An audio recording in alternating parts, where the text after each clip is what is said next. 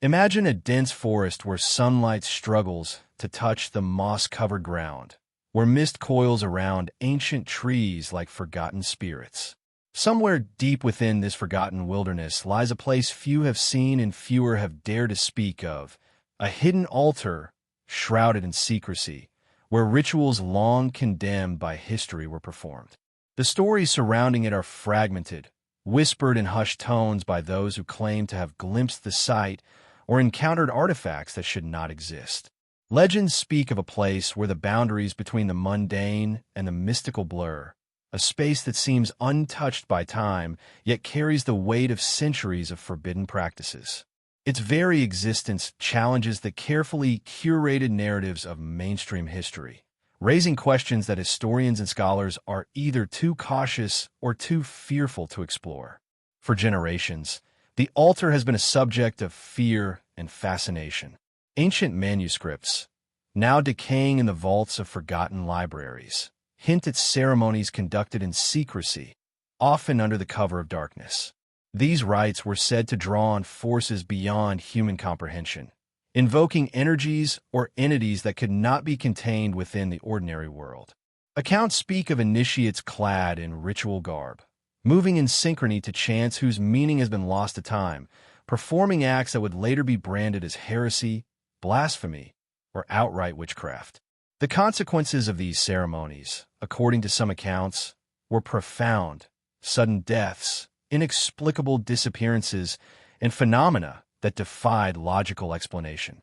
What makes this altar particularly intriguing is the deliberate effort to erase it from collective memory.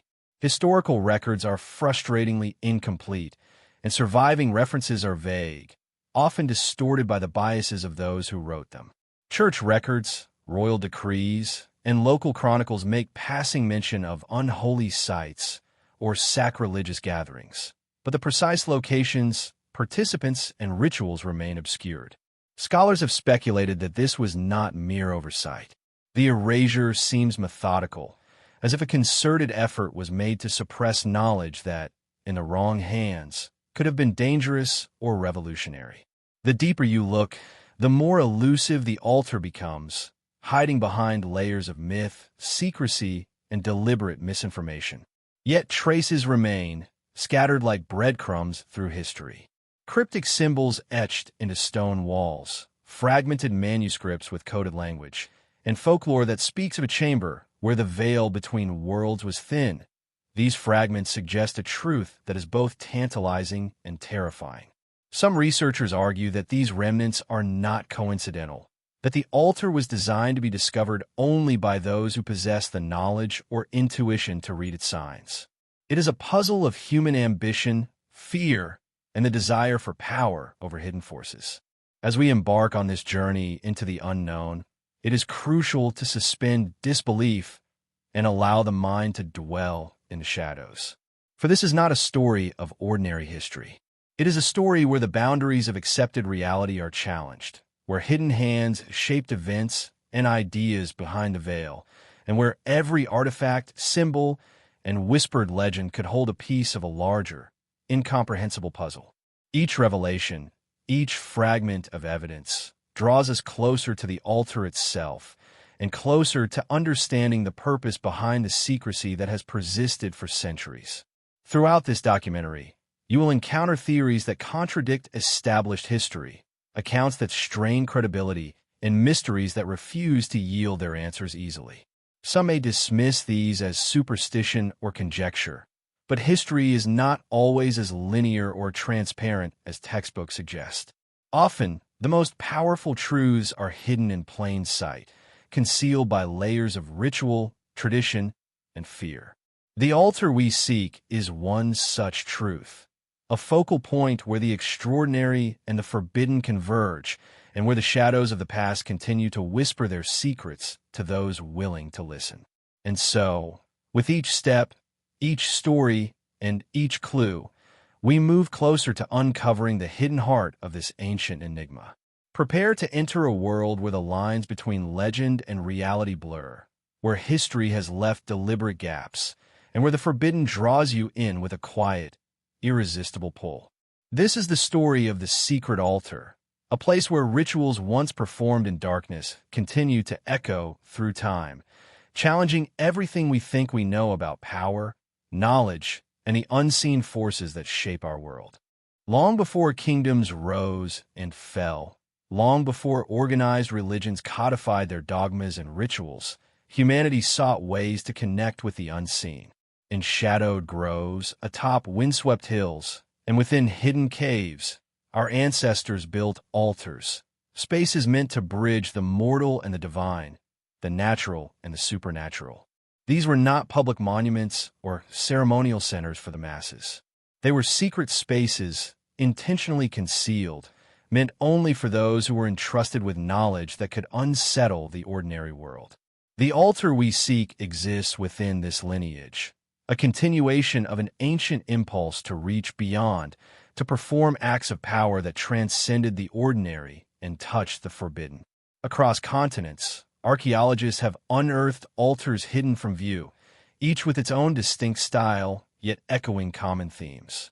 The Celtic Druids carved stone circles aligned with the solstices, their purpose veiled in ritual and mystery. In the deserts of Mesopotamia, clay altars bore inscriptions that hint at rites of divination, blood offerings, and celestial calculations. Even in the Americas, concealed chambers beneath pyramids suggest practices that combine astronomy, ritual sacrifice, and secret knowledge reserved for priestly elites. These examples reveal a pattern. Wherever human beings sought to influence forces greater than themselves, secrecy became essential. Power, after all, is intoxicating, and forbidden knowledge often demands protection, from those unready to wield it, from authorities who would destroy it, and from the chaos it might unleash if misused. The secret altar at the heart of this story belongs to that lineage.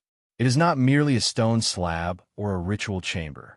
It is a focal point, a repository of centuries of esoteric knowledge, carefully concealed to preserve its sanctity and its danger. Legends suggest that its creators studied the movements of the stars, the phases of the moon, and the hidden correspondences of nature itself. Every stone, every marking, every angle of the altar may have been meticulously designed to amplify energy, channel intent, or focus the ritual in ways that modern science struggles to comprehend. Some historians dismiss these claims as superstition, yet repeated patterns in architecture, positioning, and symbolism hint at a deliberate and sophisticated understanding of forces that have been largely forgotten. The notion of secrecy surrounding altars is not merely practical, it is philosophical. In many ancient cultures, rituals were considered dangerous not only to outsiders, but even to the uninitiated participant. Knowledge could corrupt, misuse could invoke calamity, and the line between enlightenment and destruction was perilously thin. It is perhaps no coincidence, then, that the altar's existence has been veiled in myth, its memory fragmented across time and culture. Where the public history of a people tells one story, hidden records and oral traditions whisper another, a story of rituals that could heal, empower, or destroy, depending on who controlled them. As we trace the origins of this particular altar, it becomes clear that it did not emerge in isolation. Its foundations may date back to eras so ancient that conventional chronology struggles to categorize them. Some theories link it to pre-Christian pagan worship, others to esoteric schools of thought that influenced early mystical sections. There are tantalizing hints that knowledge from lost civilizations, those erased or obscured by conquest and time, was encoded into its very design. Rituals performed there may have been intended not for personal glory, but as a conduit for hidden truths about the universe. Principles of harmony, cycles of energy, and connections between the material and immaterial. This idea, while speculative, aligns with the universal pattern of secret altars throughout history, each a beacon for knowledge the ordinary world was deemed unready to understand. But secrecy is a double-edged sword. While it preserved the altar's knowledge from the destructive impulses of mainstream society, it also made it a target for fear, suspicion, and legend. Accounts of shadowy figures guarding forbidden sites, of clandestine gatherings in remote forests or hidden caves, appear repeatedly in folklore from nearly every corner of the world. Some stories describe rituals intended to summon divine forces. Others hint at the invocation of darker entities, spirits, or energies beyond comprehension. Whether fact or allegory, these accounts contribute to the atmosphere surrounding the altar, an object of curiosity, dread, and irresistible fascination. In tracing the origins of secret altars, it becomes apparent that they exist not merely as relics of the past, but as living symbols of humanity's relationship with the unknown.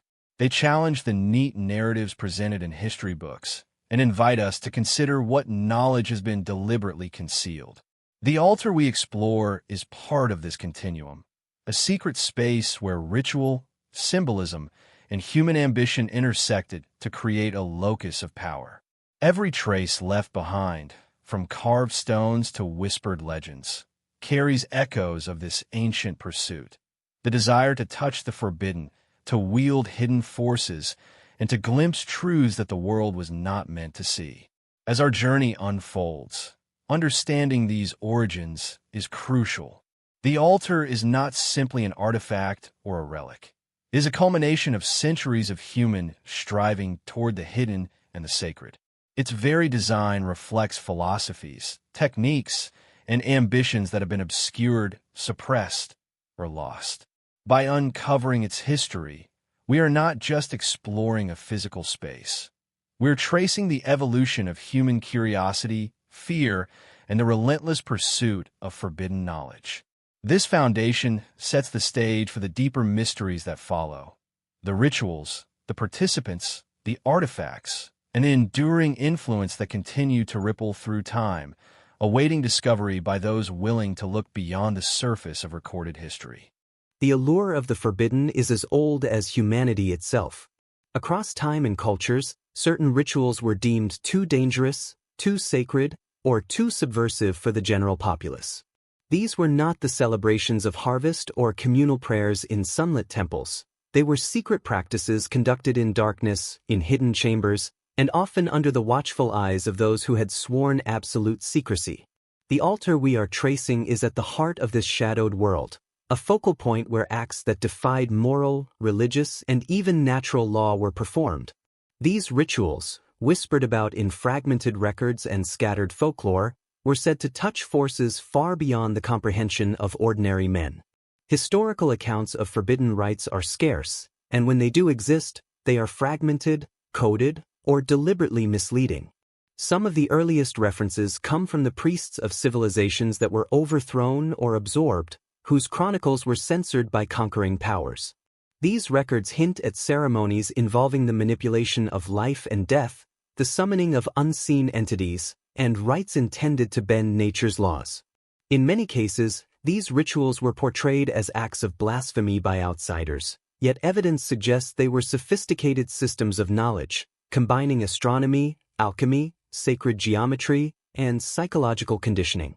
The line between what was considered magical and what was practical was blurred, and the consequences of misuse could be catastrophic. Consider the concept of blood rites, which appear repeatedly across cultures. While modern readers may recoil at the idea, ancient practitioners often viewed these acts as powerful symbolic exchanges, a means to connect with the life force itself. Blood, considered a sacred carrier of energy, was sometimes used in offerings or drawn in intricate patterns on stone altars. These ceremonies were rarely for spectacle. They were structured, highly controlled acts, performed by initiates who had undergone rigorous training. In some accounts, failure to adhere precisely to the ritual's formula was said to result in calamity, illness, madness, or even death. Scholars who attempt to rationalize these practices often dismiss them as superstition, yet the consistent descriptions across time and geography suggest a deliberate, codified tradition rather than random acts of barbarity. Alchemy and transformation were another domain of the forbidden arts. While often reduced in modern imagination to the quest for gold, alchemy in its purest sense was a spiritual and practical system, aiming to transmute not only substances but the very essence of the practitioner. Rituals performed on secret altars sometimes incorporated alchemical symbolism, with objects arranged to correspond with planetary movements or cosmic forces. These were not mere metaphors. Practitioners believed in tangible, observable effects, and some accounts describe results that defied conventional understanding. Whether this was the product of psychological conditioning, misunderstood natural phenomena, or genuine manipulation of hidden forces is a question that has tantalized researchers for centuries. Divination, prophecy, and summoning were also central to forbidden rituals. The hidden altar served as a liminal space, a threshold where the mundane world and the unseen intersected. Here, initiates might attempt to communicate with spirits, receive visions of future events, or harness energies thought to be dormant in the natural environment. The accounts of these practices are often dismissed as legend, but recurring motifs, cryptic symbols, inscriptions, and repeated oral traditions hint at a systematic approach to accessing knowledge considered dangerous or sacred. The secrecy was not accidental, it was protective, ensuring that only the trained and trusted could approach such power without peril. The moral and ethical dimensions of these rituals are complex. While some were meant to heal, empower, or reveal hidden truths, others may have served more sinister purposes: consolidation of power, intimidation, or control over populations. The forbidden arts were a language of authority, knowledge, and influence, a system that could shape societies from behind the veil of secrecy. Those who mastered these rites were often feared, venerated, or hunted. In many accounts, initiates vanished mysteriously either as a consequence of their own experiments or as a result of intervention by external authorities seeking to suppress knowledge too potent to be tolerated. The altar itself, therefore, was more than a physical space. It was a crucible where human ambition met cosmic mystery. Every etched symbol, every scarred stone, every artifact left behind was a testament to centuries of carefully guarded practice. To enter such a space, even in imagination, is to confront the unknown and to grapple with the very essence of forbidden knowledge. The rituals performed there were not haphazard, they were meticulously structured, each step and gesture loaded with meaning, each element designed to align with forces that modern understanding has largely forgotten. And yet, despite the centuries of suppression and the dangers of proximity, fragments of these practices have endured. Stories, symbols, and secret teachings survive in manuscripts, oral traditions, and scattered artifacts. They suggest a continuous thread linking ancient practitioners to more modern seekers, a line of knowledge that has persisted through secrecy, persecution, and time. The forbidden arts performed on the secret altar were not mere superstition. They were a deliberate, sophisticated exploration of human potential hidden from the masses, preserved for those who dared to peer into the shadows. As we continue this journey, it becomes clear that understanding the nature of these rituals is essential. They provide not only a window into the practices themselves but also insight into the worldview of those who perform them. The forbidden arts were a language of power, a system of understanding the universe beyond conventional means. And at the heart of it all, the secret altar stands as both a symbol and a tool, a space where human curiosity, fear, and ambition converge to create acts that continue to echo through history, inviting us to question the limits of what we believe to be possible. The first thing a visitor would notice, if they were ever allowed near the hidden altar, is not the cold stone itself, but the intricate markings carved upon its surface. These are not mere decorations or the random scratches of time. They are deliberate, precise, and charged with meaning, a language written in stone that has survived centuries of deliberate concealment. Each symbol, line, and curve was carefully chosen, serving as both a guide and a barrier, revealing secrets to those who knew how to interpret them, while warding off those who did not. These carvings are the silent witnesses to rituals that unfolded here, a coded script of power, belief, and knowledge that mainstream history has largely ignored. Across the altar's surface, geometric shapes dominate. Circles within circles, interlocking triangles, and spirals that seem to pulse with an almost hypnotic rhythm. Scholars of sacred geometry suggest that these forms were far more than aesthetic choices. They may have been intended to focus energy, align the practitioner with celestial patterns, or mark the altar as a microcosm of the universe itself. Some believe that each marking corresponds to a celestial event, a planetary alignment, or a specific moment in the cosmic calendar when the veil between worlds was thinnest. To the uninitiated, these symbols may appear as mere art or ancient graffiti, but to those trained in the arcane language of ritual, they were instructions, warnings, and guides all at once. Among these geometric patterns, other carvings take on more mysterious forms. Figures that appear to be human, animal, or hybrid, often in poses that defy natural movement. Some researchers suggest these are representations of spirits, guardians, or entities invoked during rituals. Others argue that they encode moral or philosophical lessons, allegories for the forces that govern existence. Across cultures, similar figures appear in temples, tombs, and secret sites, an uncanny parallel that hints at a shared understanding, a hidden network of knowledge that transcends time and geography. Could the artisans who carved this altar have been influenced by civilizations long forgotten? Or were they part of a lineage of knowledge deliberately kept secret from the broader world? In addition to shapes and figures, the altar bears symbols that seem entirely alien, glyphs that have confounded historians and linguists alike. Attempts to decode them have yielded partial interpretations at best. Some appear to reference celestial bodies, others to cycles of life and death, and a few hint at forces beyond human comprehension. Some suggest that these glyphs are not intended to be read in the traditional sense at all. Rather, they are symbolic triggers designed to activate mental, spiritual, or even energetic responses during ritual performance. In this way, the altar becomes not just a physical space, but a living instrument, a channel for forces that the designers believed could be accessed only by those who understood its secret language. The placement of these symbols is equally important. They are rarely scattered randomly. Circles might surround specific points of contact, triangles may mark entrances, and spirals often converge on the center, perhaps denoting the focal point of ritual activity. Even the direction in which figures face, the distance between carvings, and the depth of their incision into the stone all seem to adhere to rules now lost to time.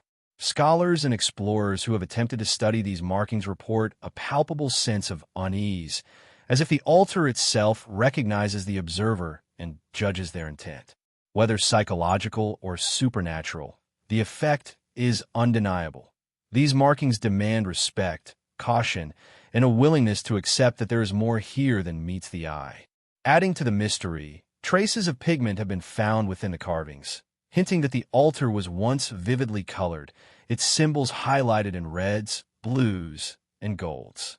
Over centuries, exposure to the elements and deliberate attempts at erasure may have faded these pigments, but the remnants suggest that the visual impact of the symbols was once even more intense.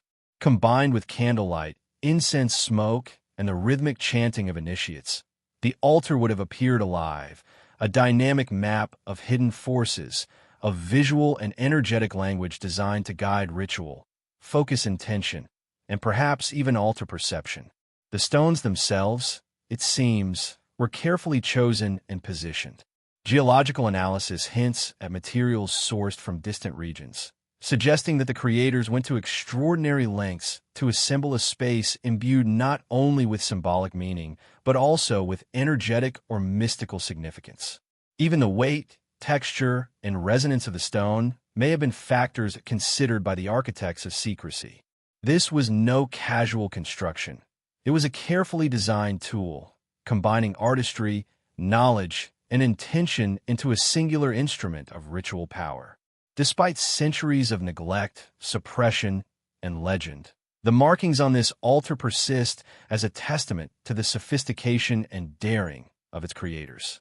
They offer glimpses into a worldview that mainstream history often refuses to acknowledge, one in which symbols are not merely decorative, rituals are not theatrical, and knowledge is not freely given, but earned, safeguarded, and sometimes hidden from the majority.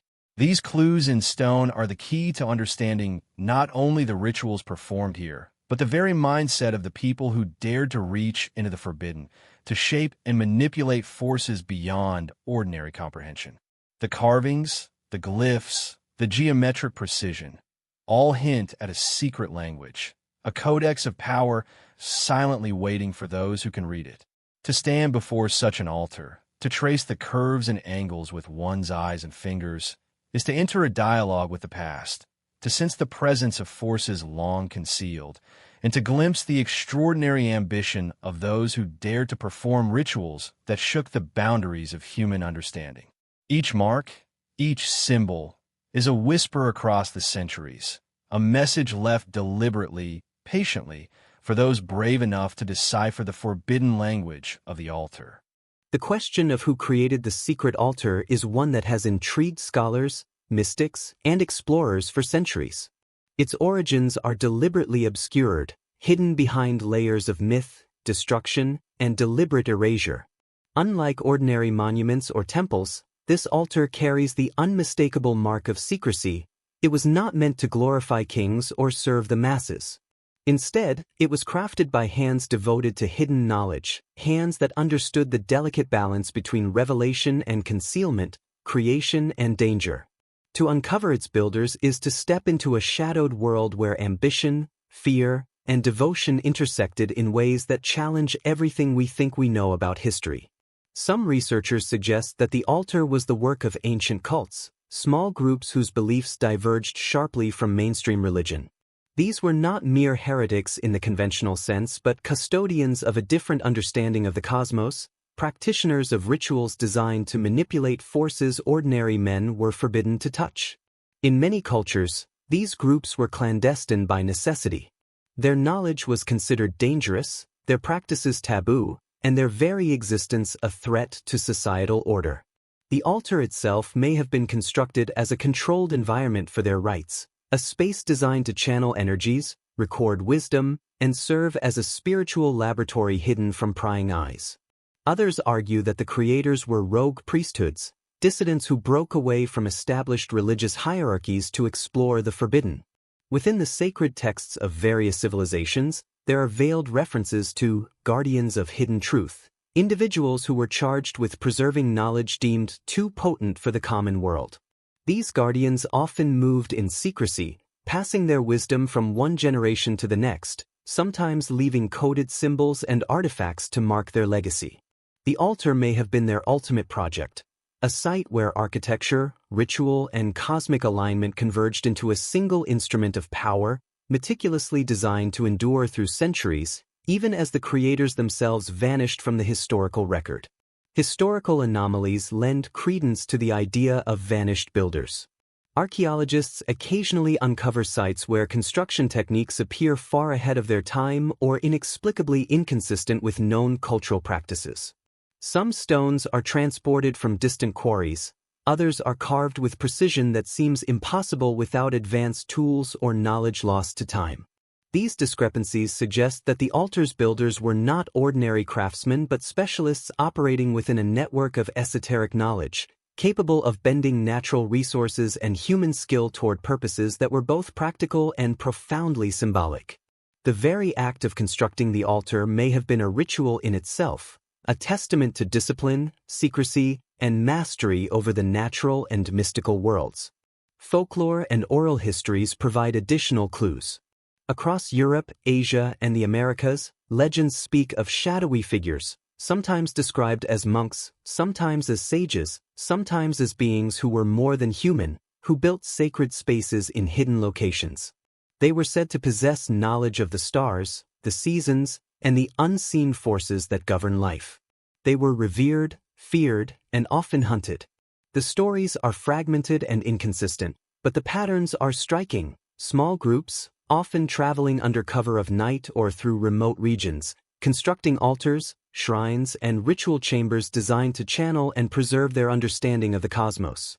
Could the secret altar we are following be part of this lineage, a remnant of a broader network of esoteric knowledge deliberately concealed from the world? Political upheaval and religious persecution also played a role in obscuring the creators. In many cases, those who sought forbidden knowledge were targeted by authorities, accused of heresy or witchcraft, and often forced into hiding. Their works were destroyed, rewritten, or co-opted into the dominant narrative, leaving only fragments behind. The altar may have been built during one of these periods of tension, serving as a refuge, a laboratory, and a vault for knowledge too dangerous to exist openly.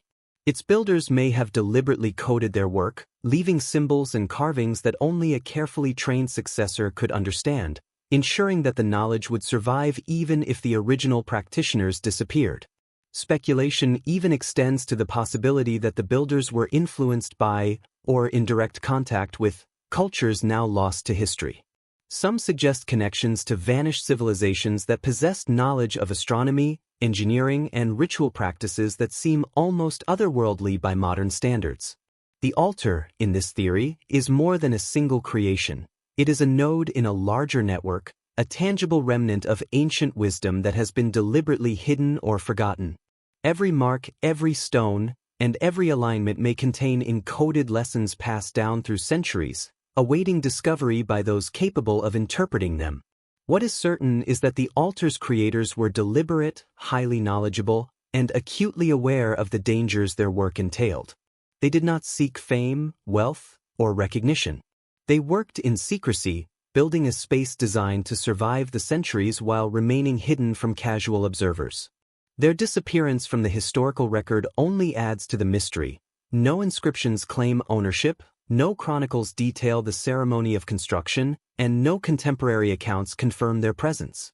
They left behind only the altar itself, a silent testament to human ambition, knowledge, and the ever-present desire to touch the forbidden. Understanding the vanished builders is more than a matter of historical curiosity. It is central to comprehending the altar itself. Every ritual performed, every artifact used, and every symbol carved is a reflection of their knowledge and worldview. By piecing together the fragments of history, folklore, and material evidence, we can begin to reconstruct not only who these individuals were but also why they were willing to risk so much for knowledge that the wider world was deemed unworthy of knowing. Their story, though largely lost, casts a long shadow, suggesting a continuity of secret knowledge that has endured against the forces of time, suppression, and skepticism.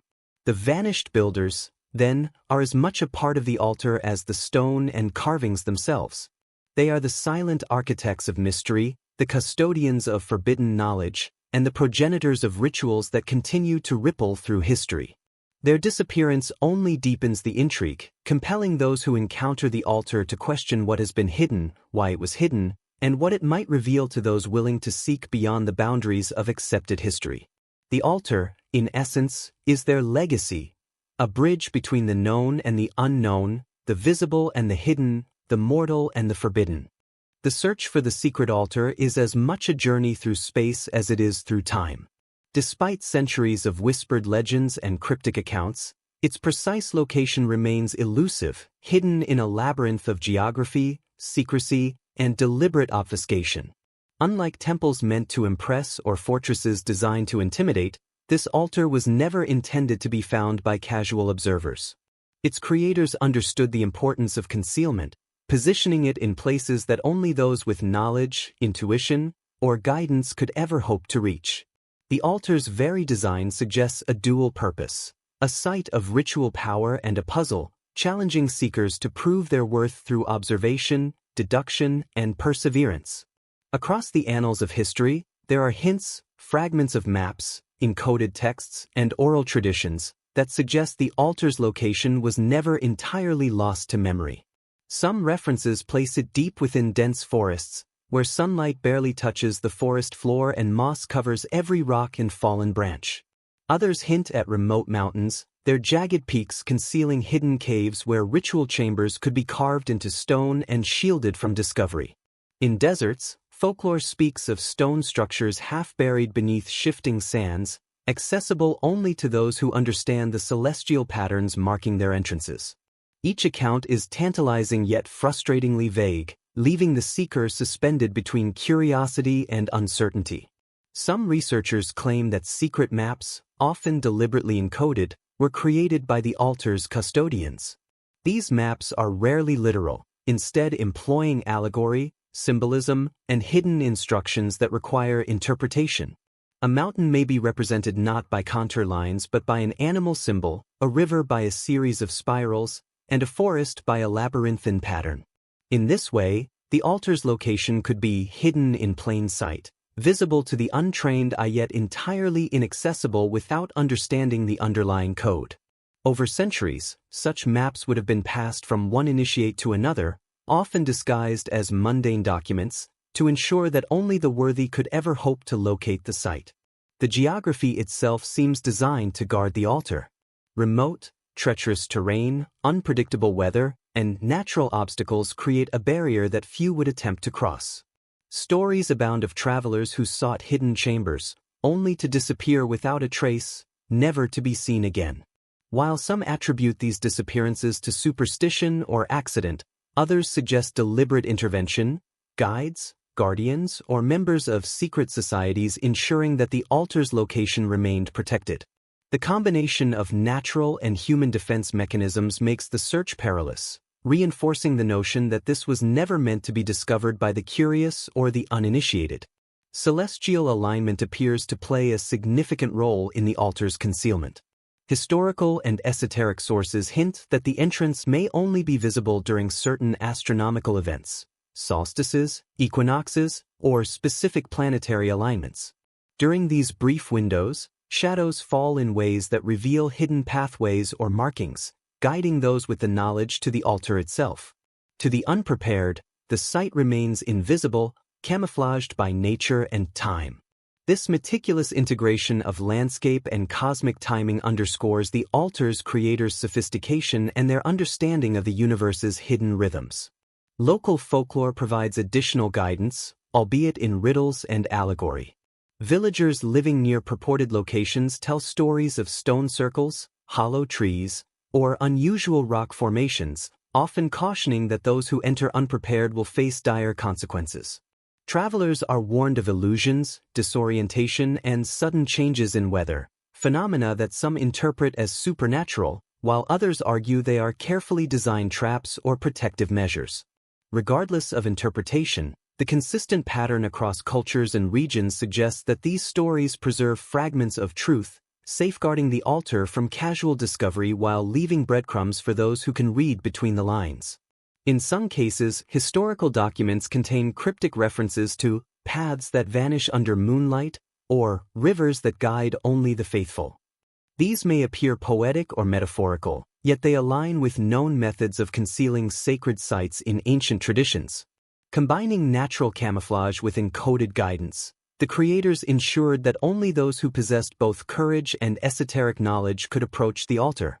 Modern explorers and historians often overlook these clues, dismissing them as folklore, yet the consistency of such motifs across continents suggests a deliberate strategy of concealment that transcends culture and geography. Adding to the mystery are accounts of maps that have survived through centuries, sometimes hidden in libraries, private collections, or secret archives. These maps rarely provide direct coordinates. Instead, they employ a complex system of symbolism, numerology, and allegorical references that require intense study to interpret. Some suggest that even possessing the map is not enough. Understanding the map's logic, its relationship to the stars, the landscape, and ritual timing is essential. In this way, the altar's location becomes a test, a convergence of geography, astronomy, and knowledge that filters out the uninitiated. Despite centuries of failed attempts, rumors persist of explorers who have glimpsed traces of the altar's surroundings, carved stones, partially buried entrances, and subtle alignments that suggest the presence of something extraordinary. These fleeting encounters, often dismissed by mainstream archaeology, hint at a reality that is deliberately hidden yet tantalizingly accessible. They reinforce the notion that the altar exists at the intersection of nature, secrecy, and human ingenuity, a place where discovery is possible, but only for those who are willing to look beyond the obvious, to interpret symbols, and to heed the warnings left by its vanished creators. The altar's concealment, then, is as much a part of its power as the rituals performed within it. Hidden in plain sight, it remains a paradox, visible yet invisible, tangible yet elusive, real yet wrapped in layers of legend and coded instruction. Its location is not merely a matter of geography but a reflection of the altar's purpose, its guardians, and its creator's understanding of the delicate balance between revelation and secrecy. To seek it is to enter a game designed by minds centuries ahead of their time, a journey where every step, every symbol, and every observation carries profound significance. Hidden among the musty shelves of forgotten libraries, locked behind iron gates in private collections, and whispered about in secret circles are texts that speak in a language most modern scholars are hesitant to confront. These manuscripts, scrolls, and codices hint at rituals performed at the secret altar, yet they are not straightforward records. They are cryptic, allegorical, and often deliberately obscure, written in a way that requires initiation, training, or insight beyond ordinary comprehension. To engage with them is to enter a dialogue with minds long vanished, custodians of knowledge so powerful, so forbidden, that was deliberately concealed for centuries. Many of these texts are fragments, torn or burned in eras of religious persecution, political upheaval, or ideological suppression. Church authorities, monarchs, and rulers have historically deemed such knowledge dangerous, heretical, or destabilizing. Entire libraries of esoteric manuscripts were destroyed, their authors silenced, and their followers hunted. Yet some survived, hidden in plain sight, disguised as mundane philosophical treatises, misfiled in academic archives, or smuggled across borders by those who understood the value of secrecy. Within these fragile pages lie allusions to the altar, its rituals, and the esoteric knowledge preserved there, encoded in language meant to challenge and protect. The manuscripts themselves are a labyrinth of symbolism. Diagrams of stars and planets are interwoven with geometric patterns, ritual instructions, and coded allegories. What appears as myth or metaphor to the untrained eye is, in fact, a precise system of knowledge, a map to understanding the altar and the forces it was meant to harness. Some texts reference celestial alignments, guiding practitioners to specific times when ritual efficacy will be maximized. Others describe the use of objects, gestures, and chants that, according to the authors, could manipulate unseen energies or summon entities that exist just beyond the threshold of ordinary perception. Language plays a critical role in these forbidden texts. Many were deliberately written in lost or obscure languages, blending regional dialects, symbolic glyphs, and invented scripts. Some codices employ acrostics, ciphered letters, or numeric codes, ensuring that only those initiated in the tradition could decode their meaning. To modern readers, this makes interpretation nearly impossible. Yet to those trained in esoteric traditions, the text is a map, a set of instructions, and a repository of wisdom all at once. The intentional complexity of a language serves both as protection and as a filter, preventing the knowledge from falling into unprepared hands. The content of these manuscripts is equally enigmatic. They describe rituals that blend spiritual, psychological, and physical elements, ceremonies designed to expand consciousness, manipulate natural forces, or access hidden realms of perception. Some passages hint at danger. A single misstep in the sequence could result in injury, madness, or death. Others suggest immense power, describing outcomes that, if true, would have reshaped history. The combination of promise and peril reinforces the reason for secrecy. Knowledge at the altar was never intended for casual curiosity, but for careful, disciplined study and precise execution. Several texts link the altar directly to the study of energy, both internal and external. Some describe channels within the stone, pathways that could focus intention and spiritual force. Others refer to inscriptions that act as catalysts, amplifying the practitioner's will. The codices often emphasize alignment, both physical and mental, as crucial. The placement of objects, timing with celestial events, and mental focus were all interconnected, forming a system that merges geometry, ritual, and psychology into a single, coherent practice. To disregard any element could nullify the ritual's effect or unleash unintended consequences. These manuscripts are not uniform.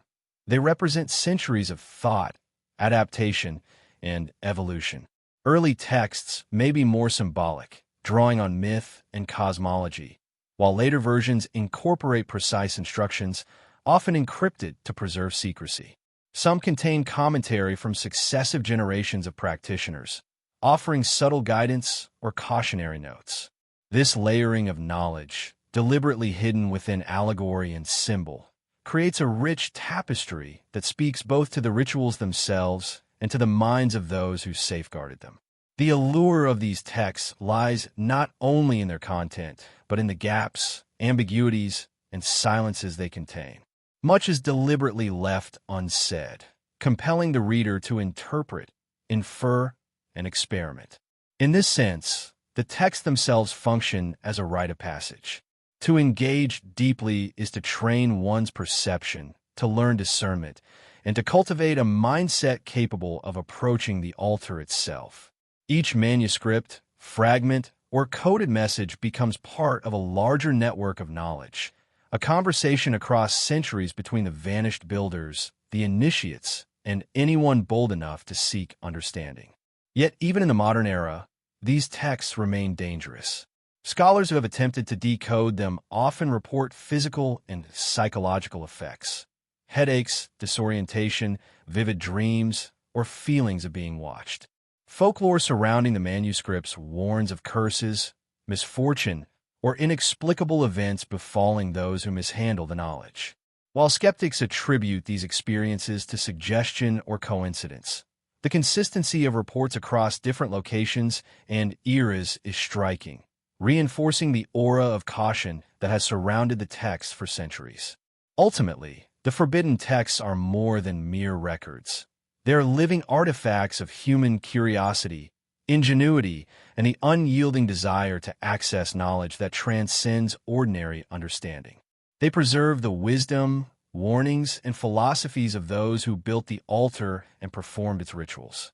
By studying them, even partially, one begins to glimpse the hidden mechanics of the secret world they inhabited, a world where stone, symbol, ritual, and human intent converge to create acts of extraordinary potency. The manuscripts, like the altar itself, are a testament to the enduring tension between revelation and concealment, power and responsibility, knowledge and danger.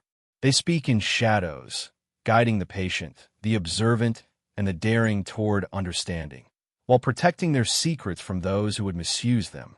To follow the trail of these forbidden texts is to follow the footsteps of the altar's creators and their successors, a journey that continues to captivate, terrify, and challenge anyone willing to peer into the hidden corridors of history. The secret altar was not merely a location or a stone structure. It was a stage for human ambition, devotion, and daring. At the center of this shadowed world were the initiates, individuals who dedicated their lives to understanding, mastering, and preserving knowledge deemed too dangerous for the ordinary world. These were not casual seekers or thrill seekers drawn by curiosity alone.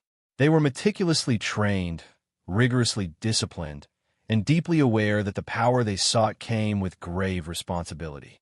To become an initiate was to step beyond the boundaries of conventional morality, belief, and understanding, and to immerse oneself in a world where unseen forces could be as destructive as they were enlightening.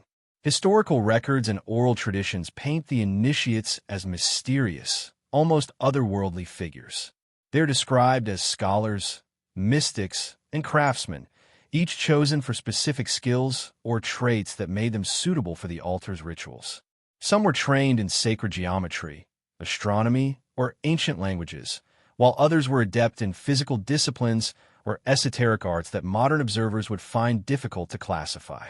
Their education was rigorous, combining intellectual study with practical exercises designed to attune them to subtle energies, hidden forces, and the cryptic symbolism embedded in the altar itself.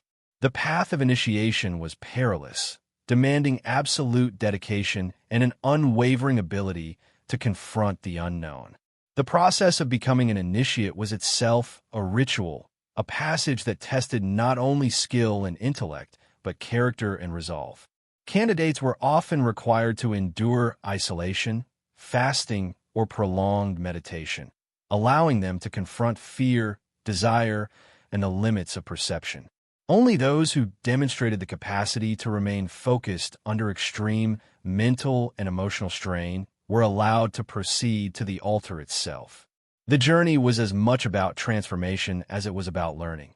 The initiate was not merely a student, but a vessel through which the ritual's power could flow, a guardian of secrets too potent to be treated lightly. Initiates were bound by oaths of secrecy, often reinforced through symbolic or even mystical mechanisms. Some traditions describe the use of blood oaths, elaborate ceremonies, or ritualized gestures designed to cement loyalty and ensure that knowledge would not be betrayed.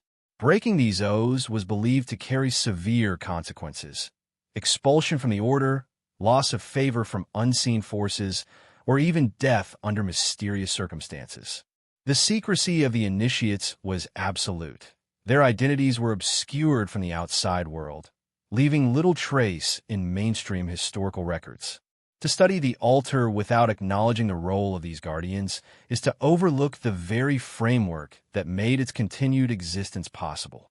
Accounts of their practices suggest a balance of intellectual rigor and spiritual discipline. Initiates were trained to interpret symbols, read celestial alignments, and perform rituals with meticulous precision. Even the slightest deviation could nullify the intended effect or unleash unpredictable outcomes. Some manuscripts describe exercises designed to sharpen intuition, expand consciousness, and harmonize mind and body with cosmic cycles. In many ways, the altar itself was an extension of the initiate's training, a tool, a classroom, and a stage where the abstract theories of hidden knowledge could be tested in practice. While some rituals focused on personal transformation or enlightenment, others aimed to manipulate external forces. Initiates were instructed in the use of objects, gestures, and chants that, according to tradition, could influence natural phenomena, communicate with unseen entities, or reveal truths hidden from ordinary perception. These practices were not reckless. They were governed by a strict code of ethics and structure, reflecting an understanding that knowledge, particularly forbidden knowledge, carries inherent risks. Each action was deliberate, a carefully measured interaction with forces that demanded respect, skill, and discipline. The initiates also served as custodians of the altar itself. They maintained its structure, preserved its symbols, and ensured that its energy remained aligned with cosmic and earthly cycles. This stewardship extended to the forbidden texts, manuscripts, and maps associated with the site. Knowledge was carefully curated, recorded, and passed down to the next generation of initiates, often through apprenticeship or secret instruction. In this way, the altar became not only a site of ritual, but a living institution, sustained by a network of dedicated guardians committed to preserving its power across generations. The social structure of initiates was hierarchical but flexible, designed to adapt to changing circumstances, political pressures, and the demands of secrecy. Some were elders, responsible for interpreting manuscripts and guiding apprentices. Others specialized in the physical or energetic aspects of ritual, ensuring precision in practice. Despite differences in rank or role, all shared a single purpose: the preservation and responsible use of the altar's hidden power. Loyalty, discipline, and the ability to confront the unknown were the ultimate criteria, transcending wealth, social standing, or personal ambition. Perhaps most fascinating is the psychological and spiritual dimension of the initiates' lives. Immersed in secrecy, ritual, and constant vigilance, they developed a heightened awareness of both the visible and invisible worlds. Some accounts describe extraordinary perception, deep intuition, and even experiences that could be considered supernatural. Others suggest that the rigorous mental and physical training altered cognition in ways that modern science might recognize as a heightened state of focus or flow. Whether interpreted as mystical, psychological, or a combination of both.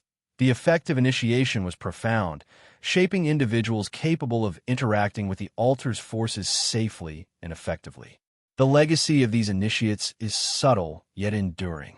Though their names and identities are largely lost to history, their influence persists in the very structure of the altar, the symbols carved upon it, and the texts that continue to survive.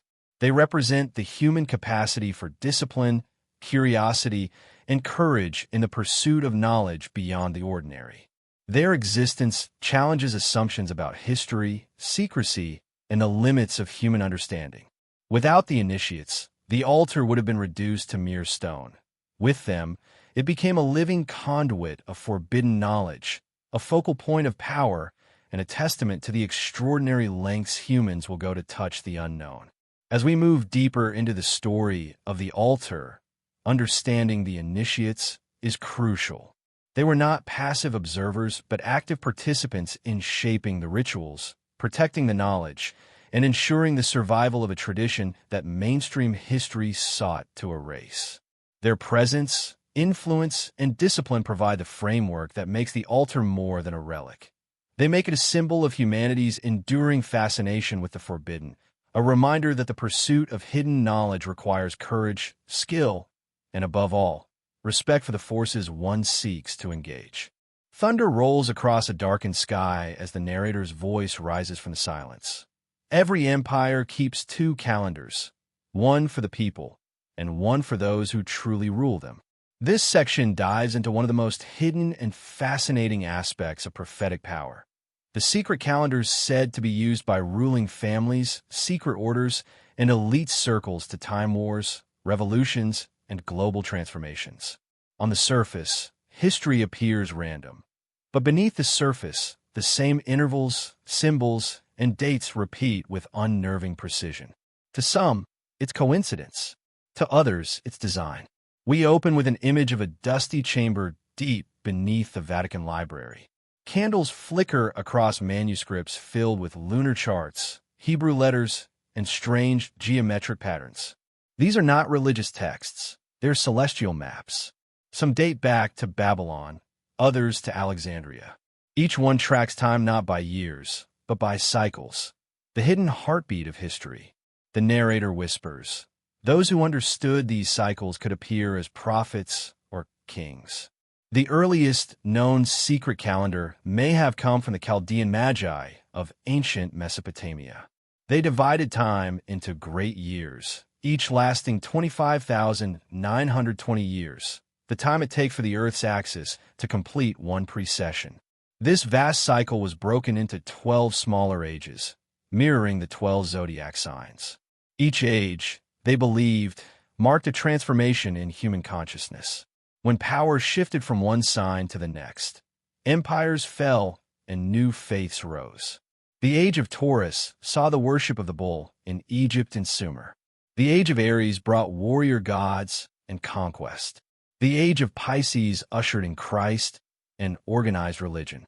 And now, as we stand at the dawn of Aquarius, the world trembles once again, between faith and technology, chaos and awakening. The narrator's tone deepens. The elites of every era knew these transitions were inevitable, but they also knew they could guide them. We then move to the Kabbalists of medieval Spain and Provence, who studied the Sephirotic cycles, mystical emanations believed to shape eras of creation and destruction. In their teachings, every 500-year period represented a tikkun, a correction of the previous age's imbalance. Hidden schools within Jewish mysticism allegedly preserved these timelines, linking them to both historical and prophetic events, from the fall of Jerusalem to the founding of modern Israel. Their system was not just spiritual, it was geopolitical prophecy disguised as theology. The camera shifts to 15th century Florence, where Hermetic philosophers and early Masons revived these ancient ideas under a new banner, the divine architecture of time. They believed human history followed the pattern of sacred geometry, that empires rose according to the same ratios that governed the orbits of planets and the building of cathedrals. Their hidden motto, as above, so below, as within, so without. To them, prophecy was nothing more than the ability to see when a cycle was about to reset, when the pendulum of fate would swing. But what made this knowledge dangerous was how it was used. Monarchs, bankers, and secret councils began aligning their actions to these cosmic schedules. Wars, coronations, and reforms were timed to coincide with eclipses, solstices, and conjunctions of certain planets. To the masses, it looked like divine coincidence, but to those behind the curtain, it was careful orchestration. We then fast forward to modern times. Historians and conspiracy researchers alike have noticed patterns in global events that mirror these ancient cycles. Every 80 to 90 years, the world experiences a period of upheaval, the so-called fourth turning pattern described by social theorists Strauss and Howe. Their research suggests that history follows a repeating rhythm of crisis and renewal, eerily similar to the esoteric calendars once guarded by secret orders. The narrator asks, is this just sociology or a continuation of the ancient prophecy code under a new name? Some claim elite families still operate on hidden timetables. The Rothschilds, the Windsors, the Vatican, and certain Masonic lodges are rumored to use numerological calendars to time economic resets and political transitions. Certain years, 1913, 1945, 2001, 2020, seem to appear as pivot points in world history. Each marked the birth of a new order from chaos. Even stock markets and global crises appear to follow lunar and solar cycles. Modern financial astrologers still advise hedge funds on these patterns, a practice that secretly echoes the same Babylonian time science used by ancient priests. The narrator continues, when people say history repeats itself, they speak a truth few dare to understand. It repeats because it's made to. Next, we explore the symbolism of 33, a number deeply tied to Freemasonry and the geometry of the Earth. The 33rd parallel passes through many key locations: Jerusalem, Baghdad, Hiroshima, Phoenix. It is the number of initiation, enlightenment, and sacrifice. Major historical turning points, from wars to assassinations, often align with its numerological resonance. Whether by chance or choice, the same coordinates and dates appear again and again. In whispered tones, the narrator suggests, to the uninitiated, these patterns are random. To those who keep the secret calendar, they are signatures. As the film lingers on images of celestial charts and global maps, a deeper idea unfolds. Prophecy, as we know it, may have been designed not to reveal the future, but to conceal the mechanism by which the future is created. The prophets were not recipients of divine visions. They were mathematicians, astronomers, and strategists, aligning humanity with a cosmic metronome only they could read. We conclude with a slow zoom out from a ticking astronomical clock, its golden gears turning against a dark sky. The narrator speaks in a calm, almost reverent tone. Perhaps the greatest secret of prophecy is not that the future can be seen, but that time itself can be written. And those who hold the hidden calendar do not predict the ages. They decide when one ends and another begins. No ritual at the secret altar could unfold without its sacred implements, objects imbued with purpose, symbolism, and energy. These artifacts were not mere props or decorative items. They were extensions of the rituals themselves, carefully chosen and crafted to amplify intention, focus the practitioner, and interact with forces beyond ordinary perception. Each tool was meticulously maintained, its use governed by strict rules, and its significance often encoded in esoteric texts. Understanding these implements is essential, for they reveal not only the practical mechanics of the rituals, but also the philosophical and mystical framework that guided the initiates who wielded them. Among the most prominent artifacts are ceremonial knives, often referred to in texts as blades of discernment. These knives were rarely used for violence in the conventional sense. Instead, they symbolized clarity, precision, and the cutting away of ignorance or obstruction. Some are described as having been forged from rare metals, their edges meticulously sharpened, their handles inscribed with symbols corresponding to celestial alignments or elemental forces. In the rituals, the blade functioned both physically and symbolically. It delineated sacred space, directed energy, and marked transitions from one stage of the ceremony to the next. The knife, therefore, was as much a tool of focus as it was a conduit for power. Chalices, bowls, and vessels occupy a similarly significant role. These objects often contain substances considered sacred: water from hidden springs, oils infused with herbs, or rare powders and resins. Texts suggest that these substances were not arbitrary. Each ingredient was carefully selected for its energetic properties, astrological significance, and symbolic resonance. During ritual, the chalice could serve as a focal point, a vessel for transformation, or even a mirror for internal reflection. The care with which these vessels were used underscores the precision and intent behind every action at the altar. Nothing was accidental, and every element contributed to the ritual's efficacy. Stones, crystals, and minerals were equally central to the altar's practices. Some were embedded directly into the structure, others placed strategically around the space. Their selection was guided by knowledge of natural energy, vibration, and alignment. Texts hint at the belief that these stones could store or amplify energy, focus intention, or serve as anchors between the physical and spiritual realms. Different stones were associated with different forces or deities, each chosen to correspond with specific ritual goals. Over time, these materials became instruments of subtle manipulation, allowing initiates to interact with unseen currents in a controlled and deliberate manner. Incense, herbs, and smoke were employed not merely for ambience, but as active participants in ritual. Aromatic smoke was believed to purify the space, heighten awareness, and create a bridge between the material and the unseen. Different blends were used for different ceremonies, some to invoke clarity, others to summon or honor entities, and still others to induce altered states of perception. The careful blending, timing, and method of dispersal were considered crucial. Even minor deviations could disrupt the flow of energy, diminish the ritual's effectiveness, or trigger unintended consequences. The use of scent, therefore, was both practical and symbolic, reflecting an intricate understanding of multisensory influence in the performance of sacred acts.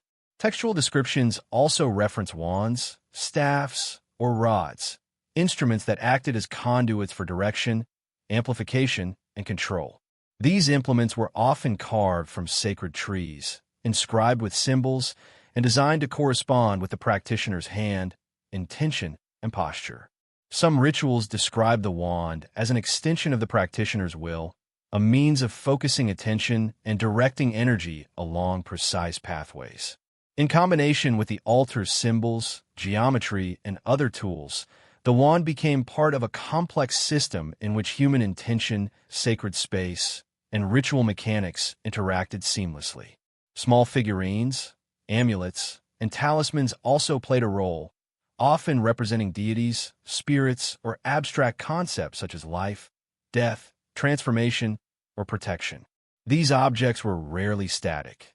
Their placement, orientation, and even rotation during ceremonies were dictated by intricate guidelines preserved in the forbidden texts.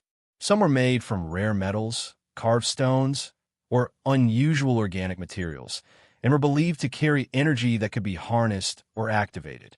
In certain rituals, these talismans served as focal points for visualization, acting as intermediaries between the practitioner's mind and the forces being engaged. The arrangement of implements on the altar was highly deliberate. Texts and oral traditions emphasize that placement was not merely aesthetic but functional, corresponding to symbolic, energetic, and cosmic alignments. A knife here, a chalice there, a crystal positioned at the center.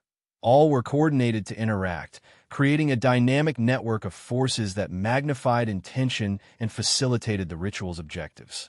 This meticulous orchestration of space and tools reflects the broader philosophy of the altar, that every element, no matter how small, contributes to the efficacy of the act, and that precision, discipline, and understanding are paramount. Even the act of handling these implements was ritualized. Initiates were trained to approach each object with respect, mindfulness, and specific gestures that activated its latent potential. Mistakes were not tolerated lightly. A misplaced object or incorrect movement could compromise the ritual or, according to some accounts, result in immediate, inexplicable consequences. The artifacts themselves, in this sense, were not passive. They were partners in the ceremony, responsive to intention, knowledge, and precision. The careful stewardship of these tools underscores the broader philosophy of the altar. Power is not inherent in the objects themselves, but is activated through disciplined, knowledgeable interaction. The survival of some of these artifacts through centuries of secrecy, suppression, and neglect is astonishing. Fragments of ceremonial knives, worn chalices, carved talismans, and etched stones have been discovered in remote locations, often buried or hidden as if waiting for rediscovery. Even incomplete, these remnants provide crucial insight into the sophistication of ritual practice at the altar. They are tangible connections to the initiates, their knowledge, and the sacred acts performed in secrecy. Proof that the altar was not a theoretical concept, but a living, functioning center of esoteric activity. In examining these sacred implements, it becomes clear that the secret altar was not merely a static monument, but a dynamic, interactive space. The artifacts and tools were extensions of both the altar and the practitioner, each element working in concert to channel intention, engage hidden forces, and produce effects that extended beyond ordinary perception. They reveal a system that combines art, craft, knowledge, and philosophy into a singular, coherent practice. Without these implements, the rituals could not function. Without the rituals, the altar loses its purpose. Together, they embody the synthesis of human ambition, esoteric knowledge, and the timeless desire to access forces beyond the mundane world. The secret altar, while monumental in its architecture and ritual design, is incomplete without its implements, artifacts of power, mystery, and meticulous craftsmanship. These objects were far more than ceremonial tools. They were considered conduits, amplifiers, and in some cases, vessels for the energies and forces invoked during rituals. Historical accounts and fragmentary manuscripts describe knives, chalices, amulets, engraved stones, and other implements, each imbued with symbolic, mystical, and sometimes practical functions. The very presence of these objects contributed to the potency of the rituals performed, linking physical action with the subtle currents of consciousness and cosmic alignment.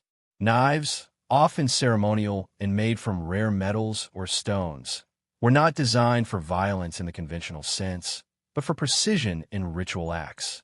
Their edges, sometimes engraved with celestial symbols or incantations, were thought to channel energy, mark sacred spaces, or release latent forces.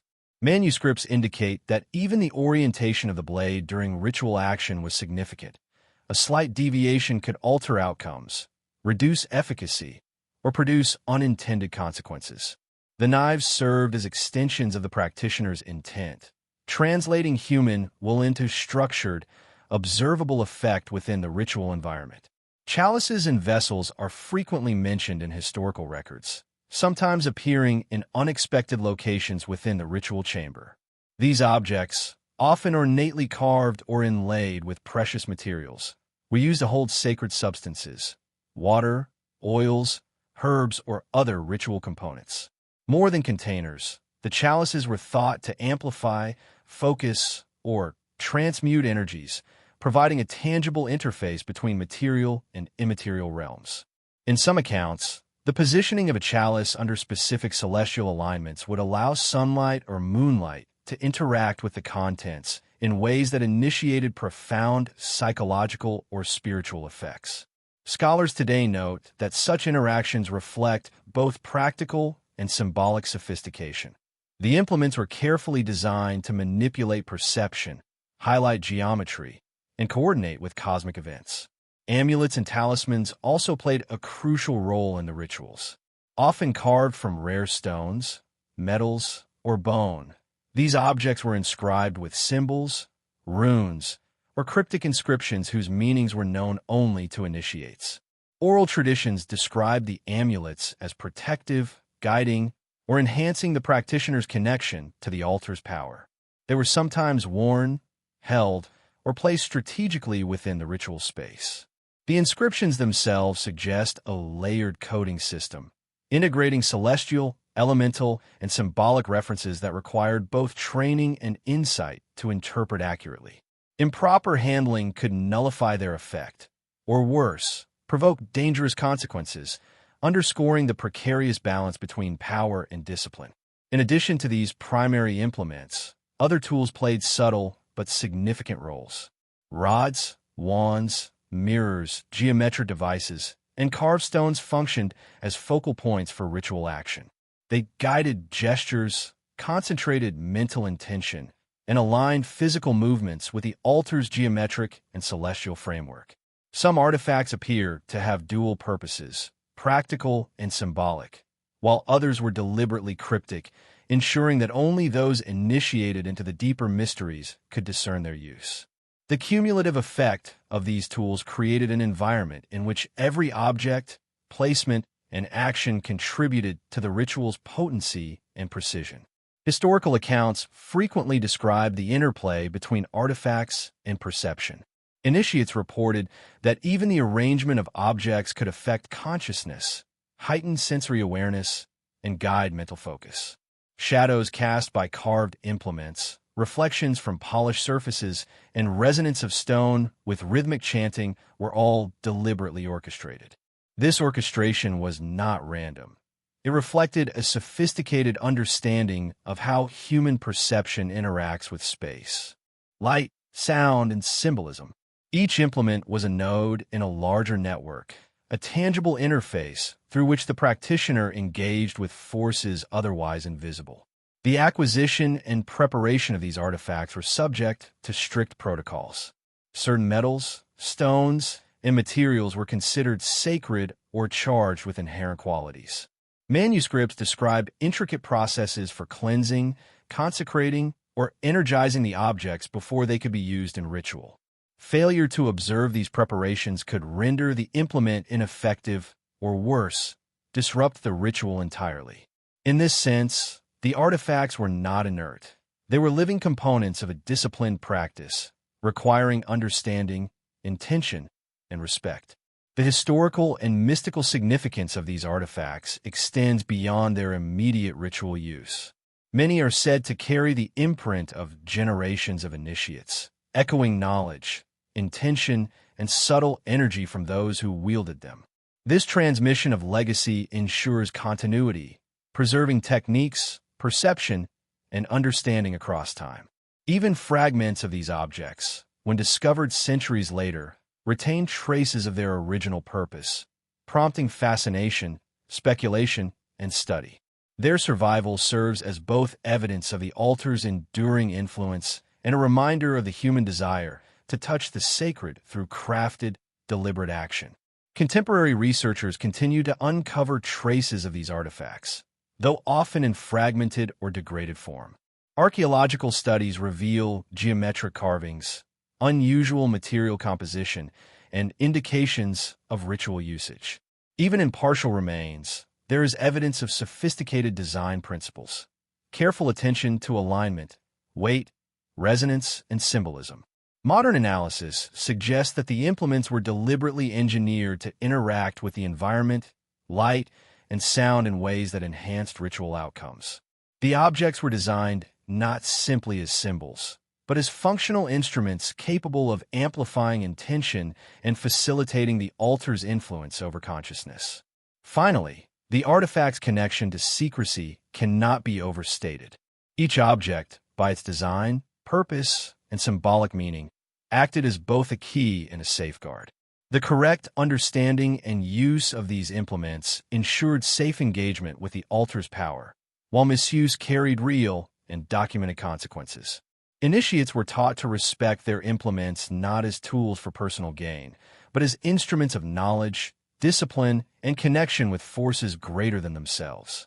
The artifacts, therefore, represent the intersection of material craftsmanship, spiritual insight, and the disciplined pursuit of hidden knowledge, each one a tangible piece of the secret altar's enduring enigma. In sum, the forbidden artifacts of a secret altar are far more than historical curiosities. They embody a philosophy of integration, precision, and sacred discipline. Every knife, chalice, talisman, and geometric tool reflects a deep understanding of perception, ritual structure, and cosmic interaction. Together, they form a system that magnifies intention, focuses consciousness, and safeguards knowledge, ensuring that only those prepared and disciplined can approach the altar safely. Through these implements, the altar transcends its physical form, becoming a nexus where material craftsmanship, ritual practice, and hidden knowledge converge, a living testament to the extraordinary vision and meticulous skill of its creators.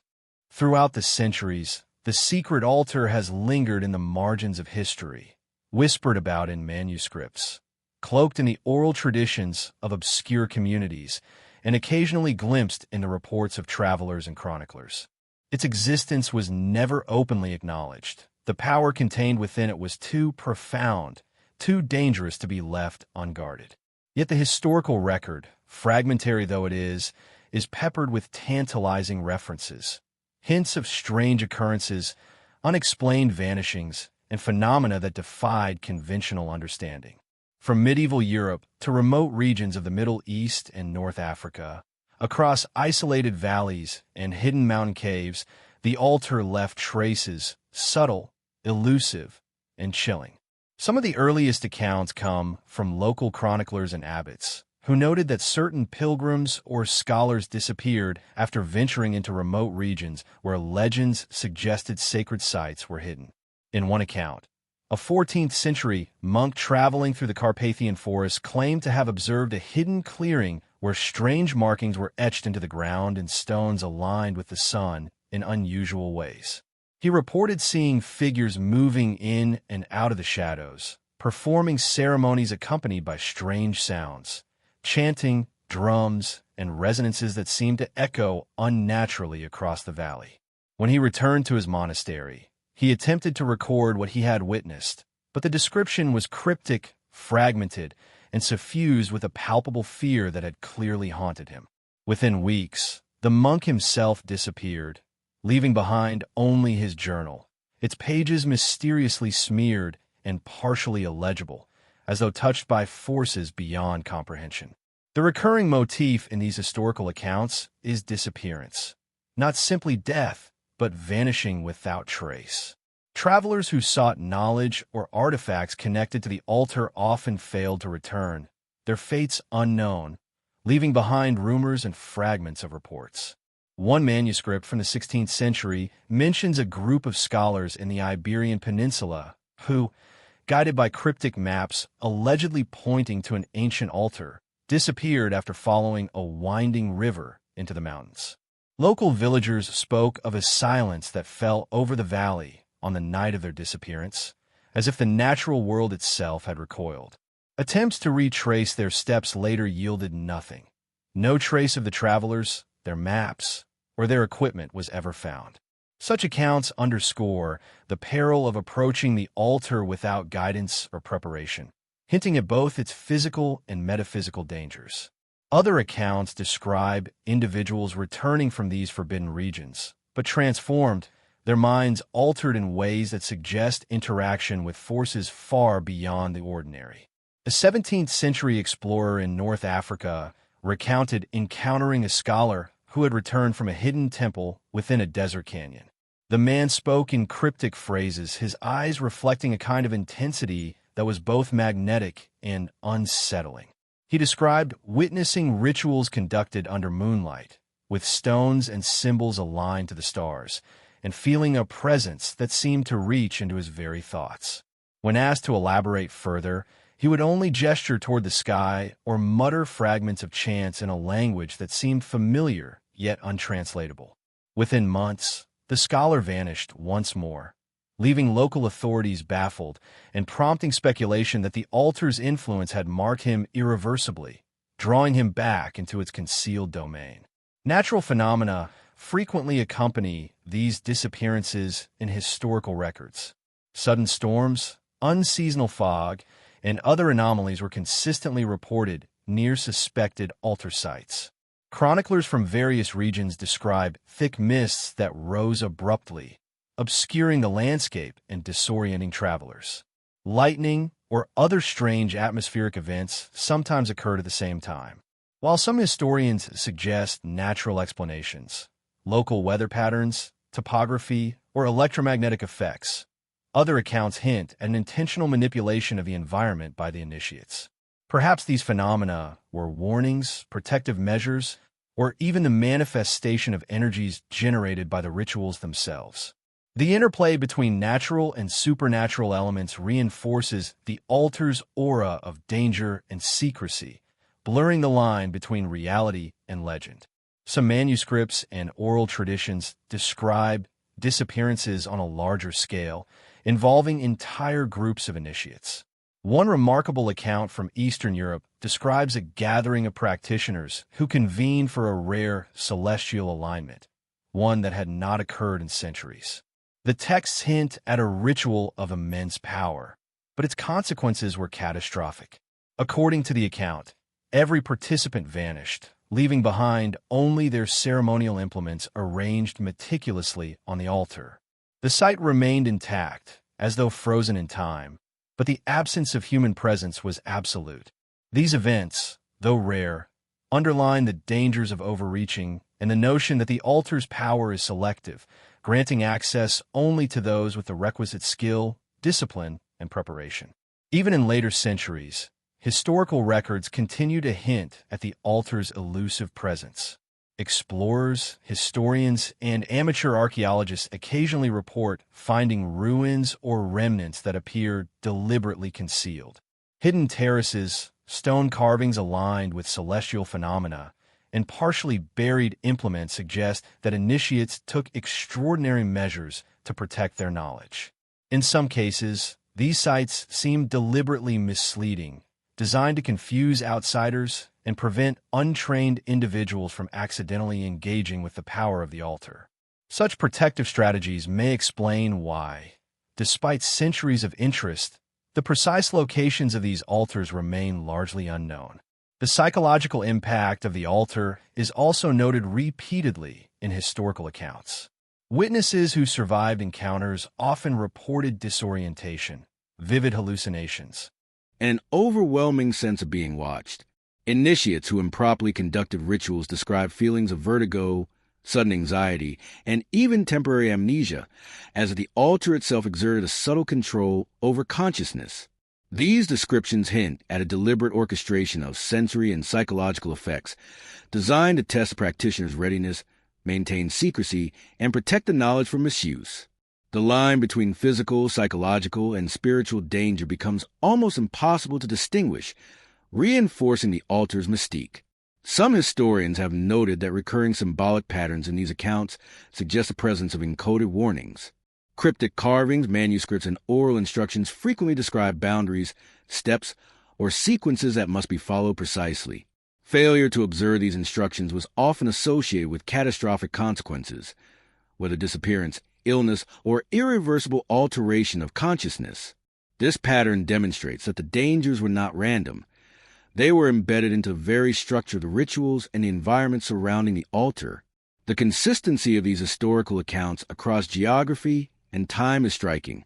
From medieval Europe to North Africa and parts of the Middle East, similar themes emerge: disappearances, altered minds, protective environmental phenomena, and deliberate concealment. While skeptics might argue coincidence or myth, the repeated motifs suggest a shared understanding among secret societies or custodians of the altar who maintained and transmitted this knowledge across centuries. This continuity highlights the altar not as a single event or isolated occurrence, but as part of an enduring and systematic network of ritual, secrecy, and power. In modern times, researchers continue to examine these historical accounts, seeking patterns, correlations, and possible locations. While many records are fragmented or deliberately obscured, they provide crucial clues: alignment of structures with celestial bodies, descriptions of environmental phenomena, and accounts of altered perception in those who approach the altar. By cross-referencing these accounts, contemporary scholars can reconstruct likely ritual practices, approximate locations, and even aspects of the ceremonial structure. Though the ultimate location remains hidden, the historical records collectively paint a picture of a site of extraordinary significance, simultaneously physical, psychological, and metaphysical. The stories of disappearances and strange events surrounding the altar serve multiple purposes, as warnings, as lessons, and as evidence of the altar's enduring power. They demonstrate that access to knowledge and ritual power was never casual or accidental. It required discipline, preparation, and respect. Those who ignored these principles risked disappearance, alteration, or death. They also suggest that the altar's influence transcended individual practitioners, shaping communities, legends, and even collective memory across generations. Ultimately, these historical accounts challenge modern perceptions of what is possible. They invite us to consider that hidden forces, sophisticated knowledge, and disciplined ritual may have influenced human events and consciousness in ways that conventional history overlooks. The altar's legacy, preserved in these mysterious accounts, reminds us that history is often shaped not only by recorded events, but by what is hidden, protected, and remembered only in whispers. The secret altar was never intended to exist in isolation. Every aspect of its design, from the placement of stones to the orientation of sacred implements, suggests a meticulous understanding of the cosmos. Celestial alignments were not mere decoration. They were a functional component of ritual practice, a method of synchronizing earthly actions with cosmic rhythms. Scholars and esoteric researchers have long speculated that the altar's creators possessed advanced knowledge of astronomy, star cycles, and planetary movements, knowledge so precise that it allowed rituals to resonate with forces invisible to the untrained eye. Historical texts and fragmented manuscripts consistently reference solstices, equinoxes, lunar phases, and planetary conjunctions as critical markers for ritual timing. These markers were not chosen arbitrarily. Initiates were instructed to perform specific ceremonies at exact moments, often corresponding to rare celestial events, to harness maximum energy or facilitate spiritual access. For example, a ritual performed during a particular planetary alignment might be intended to amplify insight or open channels of perception, whereas another time with the winter solstice could focus on transformation, protection, or the renewal of sacred bonds. The precise timing underscores the altar's function as a bridge between terrestrial and cosmic realities. The geometry of the altar itself appears to reinforce these alignments. Stones, carvings, and implements are placed in patterns that mirror star charts or planetary paths. Some researchers suggest that the altar may have functioned as a three-dimensional map of the heavens, a spatial representation of cosmic order where each element corresponds to a celestial body or cycle. This integration of geometry and astronomy reflects a worldview in which the microcosm of the ritual site mirrors the macrocosm of a universe, a philosophy common in esoteric traditions, yet executed with a sophistication that seems ahead of its time. Oral traditions further emphasize the altar's cosmic significance. In multiple cultures, elders and secret keepers describe the site as a point of convergence, a place where earthly and celestial forces intersect. Certain inscriptions, hidden carvings, or subtle alignments appear to respond only during specific astronomical events, suggesting that the altar itself was designed to reveal hidden features at precise times. Shadows may fall along particular carvings, openings in stone may align with rising stars, or reflections in sacred vessels may correspond with lunar phases. These carefully orchestrated interactions between architecture and astronomy indicate a profound awareness of cycles, light, and energy. Astrological correspondences extend beyond mere timing.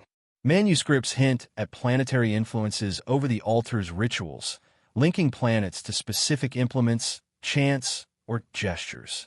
Venus might govern aspects of love, intuition, or harmony. Mars might be invoked for strength, protection, or transformation. Saturn for discipline, insight, or endurance. The initiates were trained not only to recognize these influences, but to interact with them deliberately, harmonizing ritual actions with celestial currents to maximize efficacy.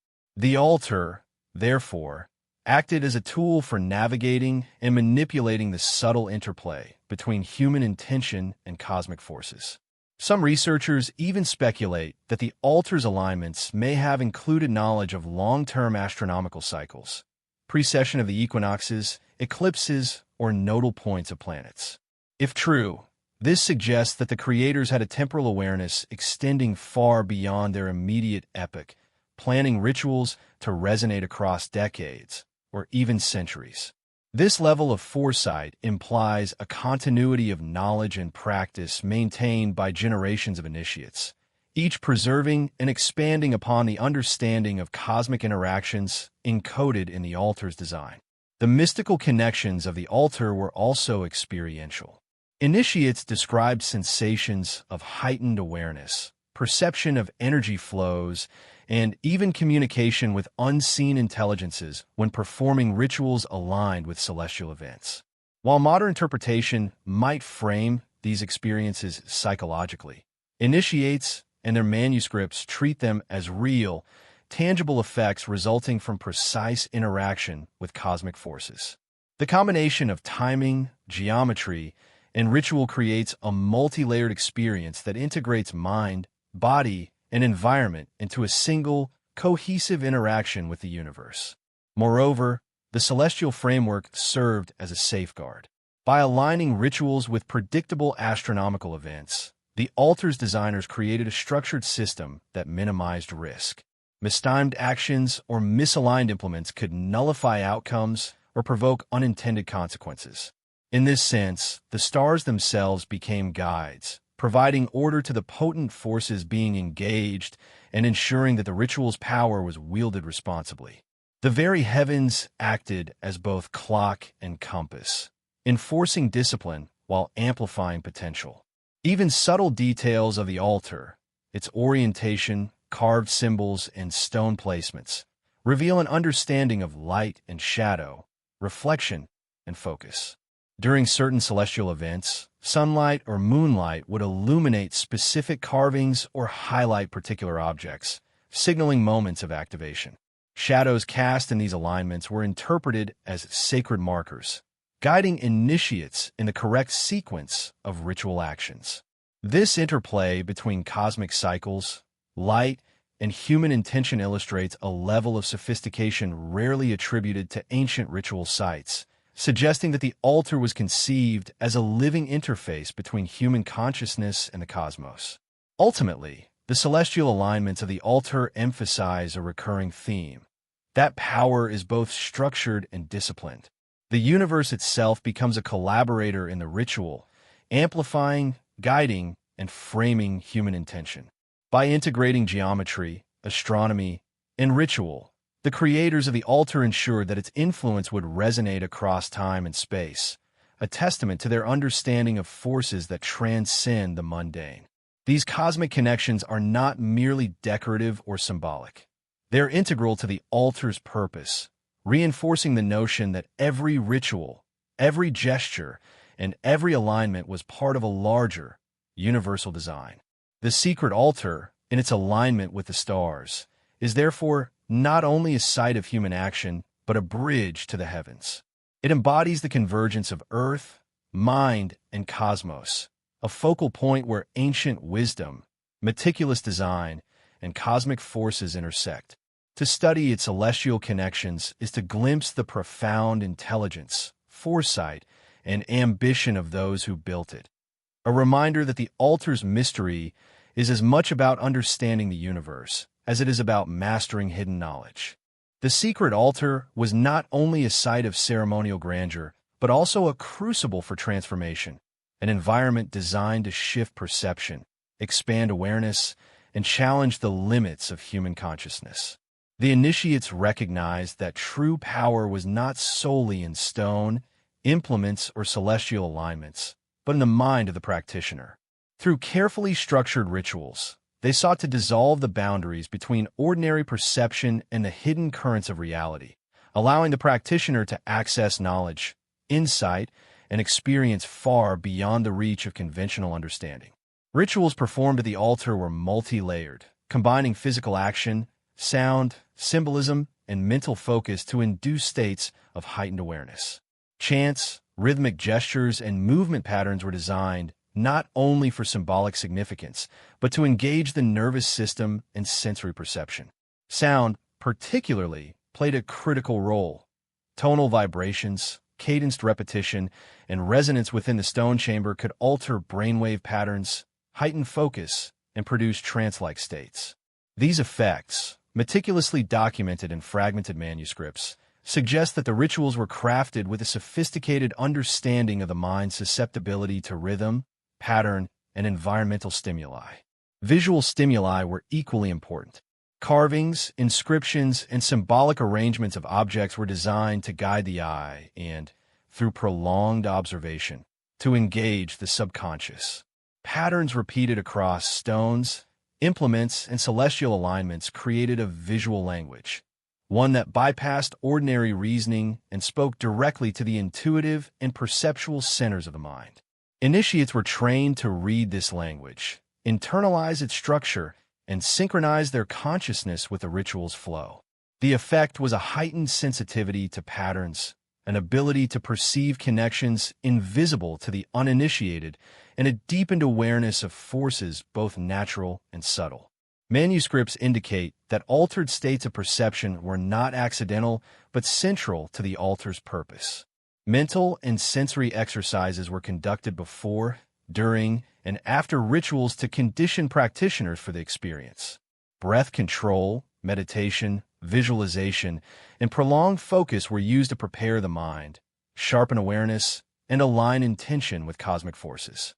These techniques echo practices in other esoteric traditions, yet here they were integrated into a system that combined environmental cues, implements, and celestial timing to create a comprehensive framework for transformation.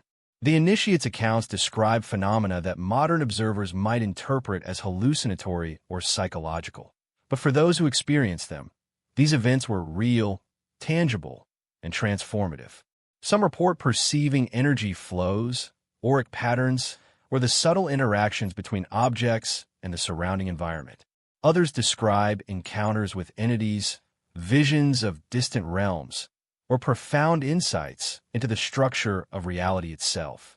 Whether these experiences were mystical, neurological, or a combination of both, the consistency and detail of accounts suggest a structured method for inducing profound changes in perception. Risk was intrinsic to these practices. Entering an altered state without proper preparation or guidance could be disorienting, psychologically destabilizing, or physically dangerous. Manuscripts and oral traditions contain repeated warnings. The mind, when exposed to forces beyond ordinary comprehension, must be trained, disciplined, and protected. Even experienced initiates approach these states with caution, using prescribed rituals, protective gestures, and repeated sequences to maintain control. The altar was as much a laboratory of consciousness as it was a ceremonial site, and mastery required both skill and humility. The effects of ritual-induced, altered perception extended beyond the immediate experience. Initiates often described lasting shifts in awareness, increased intuition, and the ability to perceive patterns or relationships invisible in ordinary life. Knowledge gained in these states was considered direct, experiential, and profound, often encoded in symbolism, geometry, or mnemonic devices to be applied in practical or ritual contexts. In this way, the altar functioned as both teacher and catalyst, producing practitioners capable of perceiving hidden truths and acting with precision in accordance with esoteric principles. Importantly, altar perception was not treated as a reward for the unprepared. The system was designed to filter seekers. Only those who demonstrated discipline, understanding, and ethical responsibility could safely navigate these expanded states of consciousness. The dangers were real, as described in cautionary tales of initiates who overreached or misapplied their insight. Mental fragmentation, disorientation, or a permanent disconnect from ordinary perception were all cited as consequences of misuse. The rituals, therefore, were simultaneously empowering and protective, structuring access to knowledge while preventing reckless or harmful engagement. The integration of mind, environment, and ritual demonstrates a holistic understanding of human perception. The altar's design, the implements, the celestial timing, and the sequences of ritual were all intended to guide the practitioner towards specific mental and perceptual states. Each element reinforced the others, creating a controlled yet expansive experience where ordinary boundaries dissolved and hidden layers of reality became perceivable. In this sense, the altar functioned as a bridge between mundane and extraordinary, conscious and subconscious, material and subtle. Ultimately, the rituals performed at the secret altar highlight an enduring truth about human experience: that consciousness is both a tool and a frontier. Through deliberate, disciplined, and carefully guided practice, the initiates were able to navigate altered states, access knowledge beyond ordinary perception, and engage with forces that are, for most people, invisible. The altar's power lay not only in stone or artifact, but in its capacity to shape the mind, expand awareness, and reveal hidden dimensions of reality. The study of these altered perceptions invites us to reconsider what is possible in the realms of mind and consciousness. The secret altar, with its precise combination of implements, symbols, timing, and ritual, offers a glimpse into a world where knowledge is experiential, perception is mutable, and the boundaries of human understanding are stretched to their limits. It is a testament to the extraordinary vision and capability of those who designed and safeguarded these rites, and a reminder that true power is inseparable from discipline, responsibility, and insight. The secret altar did not exist in isolation. It was part of a network, a hidden lineage of knowledge safeguarded by societies that operated in the shadows of history. These secret societies, whether mystical orders, esoteric fraternities, or clandestine brotherhoods, served as custodians, ensuring that the altar's rituals, implements, and celestial knowledge remained protected from misuse. To be initiated into these groups was to gain access to not only ceremonial power, but a living tradition of discipline, secrecy, and understanding passed down through generations with painstaking care. Historical evidence, though often fragmentary, suggests that these societies were highly structured and hierarchical. At the top were elders or masters, individuals who had demonstrated mastery over ritual practice, celestial alignment, and altered perception. They guided apprentices through rigorous training, transmitted knowledge selectively, and enforced codes of conduct designed to protect the integrity of the tradition. Lower ranks often involved practical roles, maintaining the artifacts, preparing ritual spaces, or studying manuscripts. Yet even the most junior members were bound by oaths, sworn to secrecy under the threat of severe consequences, reflecting the sacred responsibility associated with access to the altar. These societies were adept at concealment. Throughout history, their members often held public positions that allowed them to operate unnoticed: scholars, clergy, artisans, or political advisors. Their public personas provided cover, enabling them to gather and safeguard esoteric knowledge without drawing attention. Many societies also developed coded languages, symbols, and gestures to communicate internally, ensuring that secrets could be passed safely even in times of political or religious persecution. The altar itself, in this context, functioned as a center for training, experimentation, and transmission, a physical anchor for an otherwise invisible network. Initiation into these societies was an ordeal of mind, body, and spirit. Candidates underwent tests of discipline, intelligence, intuition, and moral fortitude.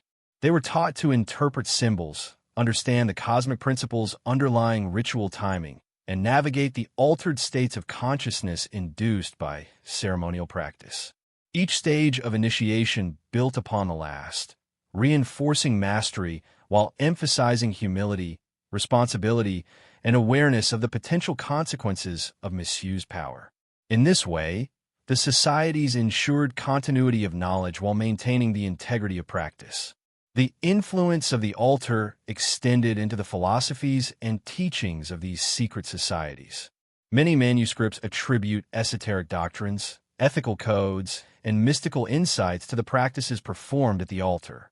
Concepts such as balance, alignment with natural and cosmic cycles, and the disciplined use of knowledge are recurring themes. Rituals became not just a method for accessing power, but a framework for moral and spiritual development, instilling in members the understanding that wisdom without responsibility could be catastrophic. Throughout history, these societies have been linked to both intrigue and myth. Some were rumored to wield considerable influence over political events, scientific discoveries, or religious movements. Others were said to guard maps, manuscripts, and artifacts that could reshape understanding of the past. While much of this is speculative, consistent references in texts, oral traditions, and fragmented records suggest that these societies played a crucial role in preserving knowledge that mainstream history attempted to erase. The secret altar was a keystone in this network, a tangible site around which knowledge, ritual, and discipline converged. Interaction between societies was rare but deliberate. Certain records hint at coordinated efforts to protect knowledge, transfer artifacts, or standardize ritual practices. Conflicts occasionally arose, particularly over interpretation, access, or ethical considerations, yet the overarching goal remained preservation and responsible use. In this context, the altar was not merely a ceremonial site, but a nexus, a place where human intention, cosmic alignment, and disciplined practice intersected, forming the foundation for a lineage of guarded wisdom. The secrecy surrounding these societies, while frustrating to historians, served a practical purpose. The altar's power, the artifacts it contained, and the rituals performed there were considered dangerous if misunderstood or misapplied. By restricting access, enforcing oaths, and maintaining layers of concealment, the societies ensured that the knowledge was wielded only by those sufficiently trained, disciplined, and morally aware. In essence, secrecy was both protection and education, a filter to safeguard the altar's potency while preserving continuity. Modern researchers, historians, and esoteric scholars continue to uncover traces of these societies and their connection to the altar. Cryptic documents, coded manuscripts, and subtle symbols in architecture or art provide tantalizing evidence of continuity. While many of the societies no longer exist in their original form, their influence endures in contemporary esoteric traditions, secret networks, and the continued fascination with hidden knowledge.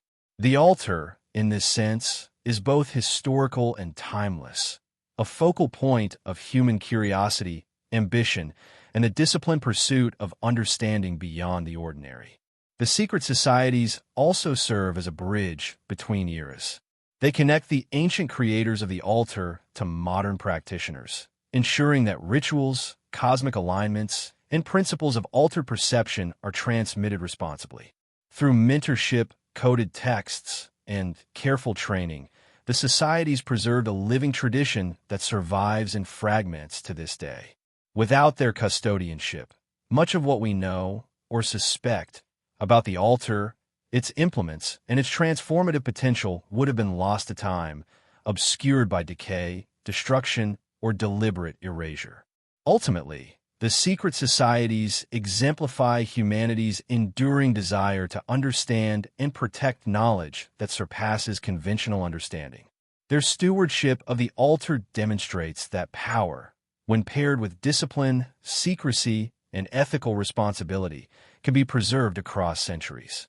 Through their practices, we glimpse a continuum of learning, insight, and caution, a lineage of human ambition that bridges the gap between the known and the unknown, the seen and the unseen, and the ordinary and the extraordinary.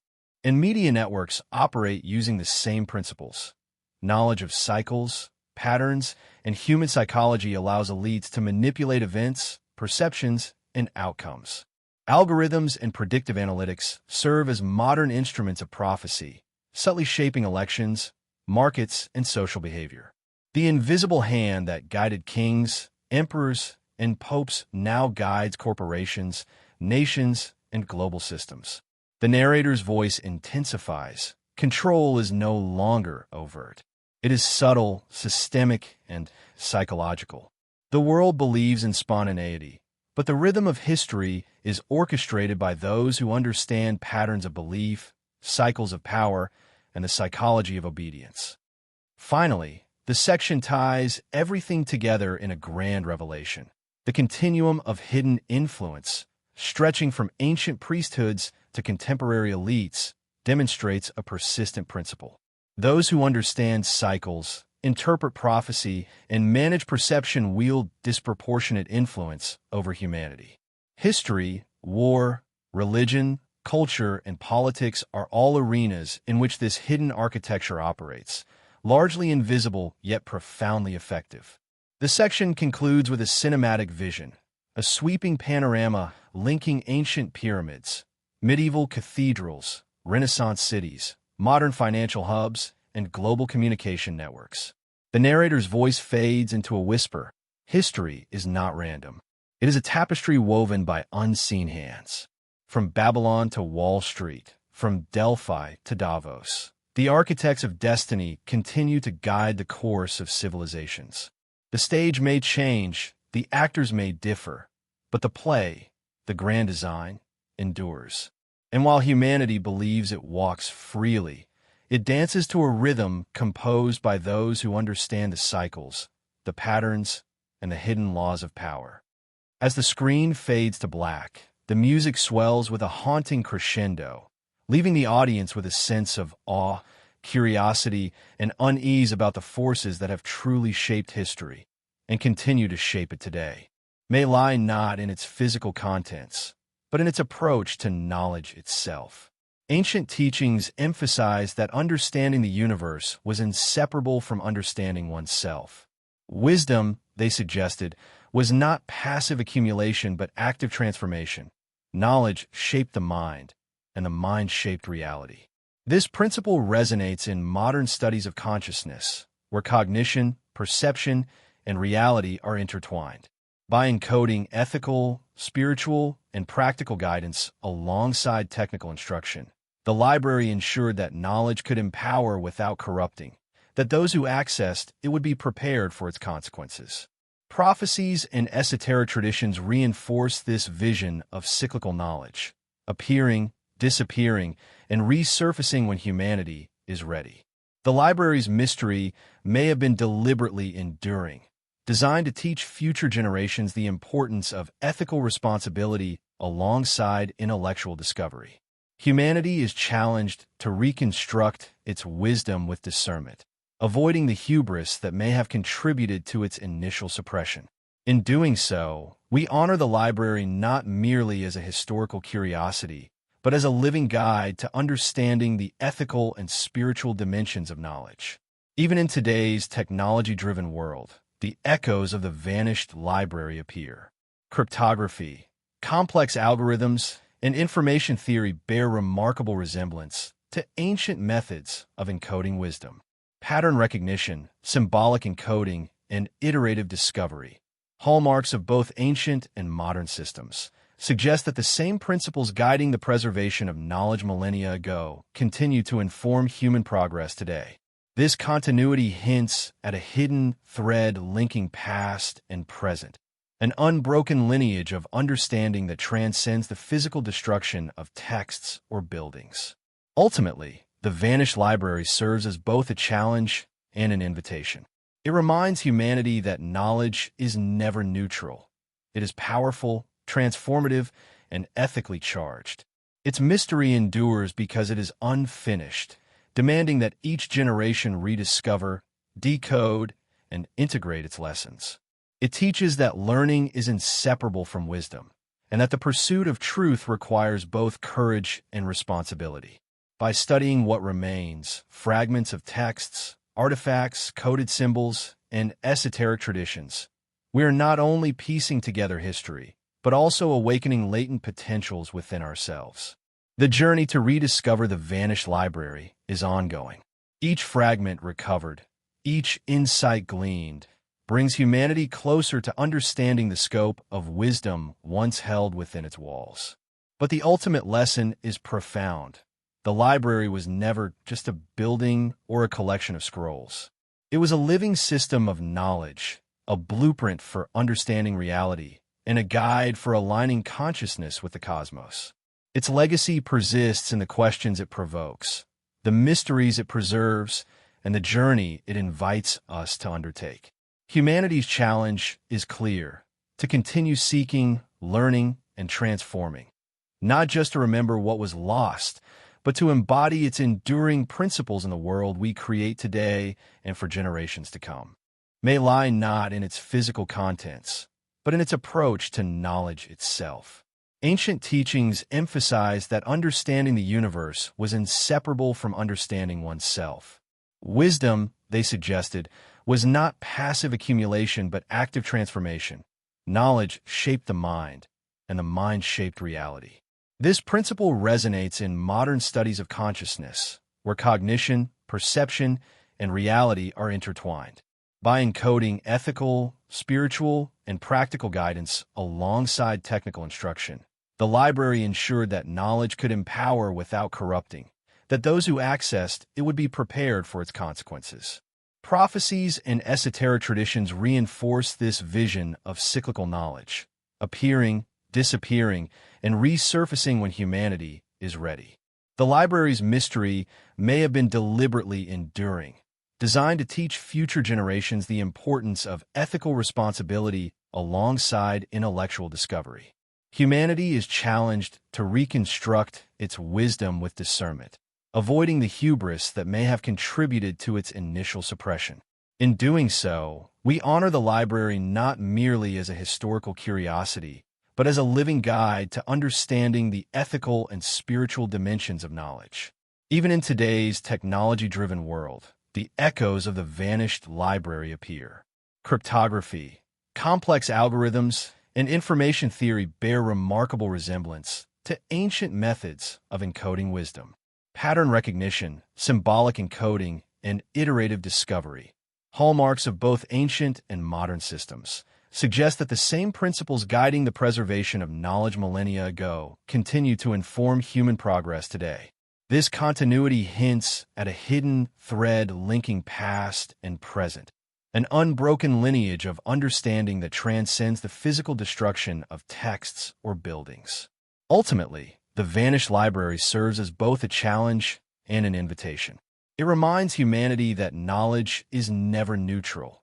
It is powerful, transformative, and ethically charged. Its mystery endures because it is unfinished, demanding that each generation rediscover, decode, and integrate its lessons. It teaches that learning is inseparable from wisdom, and that the pursuit of truth requires both courage and responsibility. By studying what remains, fragments of texts, artifacts, coded symbols, and esoteric traditions, we are not only piecing together history, but also awakening latent potentials within ourselves. The journey to rediscover the vanished library is ongoing. Each fragment recovered, each insight gleaned, brings humanity closer to understanding the scope of wisdom once held within its walls. But the ultimate lesson is profound. The library was never just a building or a collection of scrolls. It was a living system of knowledge, a blueprint for understanding reality, and a guide for aligning consciousness with the cosmos.